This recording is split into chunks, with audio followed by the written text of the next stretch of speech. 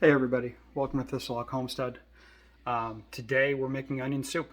Um, we have about 6 varieties of onions, not counting the garlic, all for a different reason.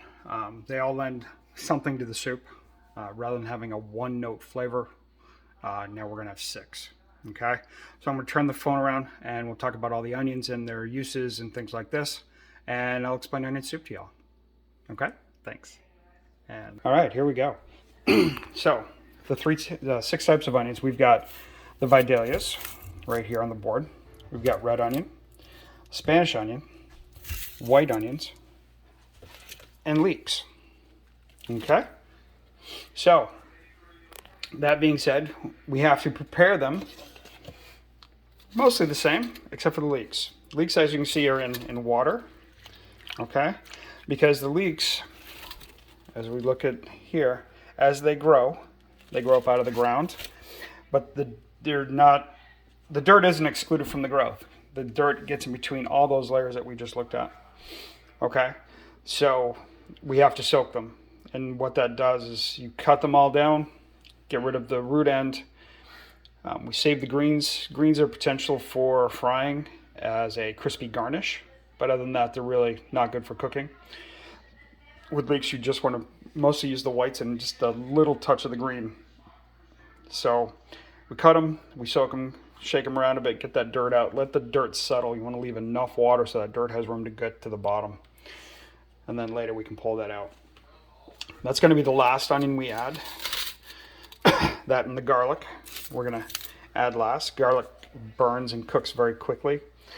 The goal of this is to generate a mahogany color cook. So we're going to be cooking these down low and slow for quite a while just to get them cooked down. Now, as you can see, I have a big bowl here. I love my big bowl. We're going to put the onions in here in the order that they're being cooked. Last goes in the bowl first, so whichever onion goes in first, I can take right off the top of the bowl. So first things going in the bowl is the Vidalias. Vidalias have the highest sugar content. They tend to be great for onion soup as just the flavor. Once you cook those onions down, it's just insane. So Vidalias going first. Vidalias are also great for if you want to do onion rings or if you want to make a quick salsa. They're not super sharp or spicy. They tend to be a little sweeter. Whether it's Vidalias or Walla Wallas or any sweet onion. Works really great for that. The next one going in will be the red. Okay, red onions are mostly best used for raw applications because they're not super bitey. Okay, we're using them more for bulk to add onion content to the soup rather than actual flavor. They do impart an onion-esque flavor because they are onions. But once it's cooked down, it's kind of neutral. The next one is the Spanish onion. Now, people get this confused with Vidalias all the time. So if you look at the Spanish right there, and we're gonna actually put that up like that, and then the Vidalia. The Vidalia is almost like a disc. If anybody's ever thrown the discus or something like that, it's wider, but its depth is shallower. Whereas the Spanish is almost like an apple.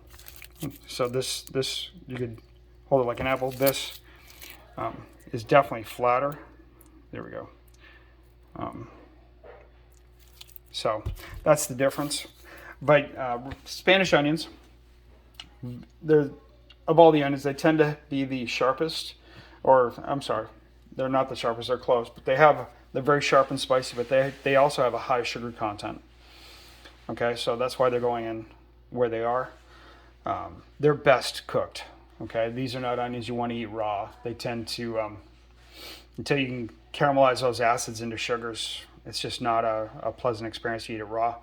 And lastly is the white. Now the reason the white are going to be cooked first is because they have the highest water content out of all these onions, and they do tend to also be the sharpest because of that. So, and also their texture is very crunchy. So it's the crunchiest, it's the sharpest, it has the highest water content.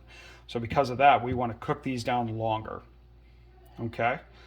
So the way we're going to do it is I got to get all these cut, and then we're going to little olive oil in the bottom of my pot. We'll add the onions, one onion at a time, as they go through their stages of cooking.